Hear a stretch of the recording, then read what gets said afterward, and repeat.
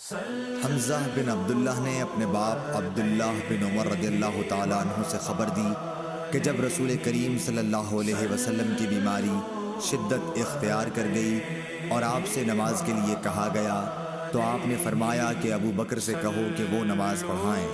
عائشہ رضی اللہ تعالیٰ عنہ نے عرض کیا کہ ابو بکر کچے دل کے آدمی ہیں، جب وہ قرآن مجید پڑھتے ہیں تو بہت رونے لگتے ہیں، لیکن آپ نے فرمایا کہ انہی سے کہو کہ نماز پڑھائیں۔ دوبارہ انہوں نے پھر وہی عذر دہرایا۔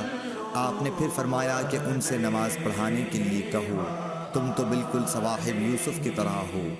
اس حدیث کی مطابقت محمد بن ولید زبیدی اور زہری کے بھتیجے اور اسحاق بن یحییٰ کلبی نے زہری سے کی ہے، اور عقیل اور معمر نے زہری سے، انہوں نے حمزہ بن عبداللہ بن عمر سے، انہوں نے نبی کریم صلی اللہ علیہ وسلم سے۔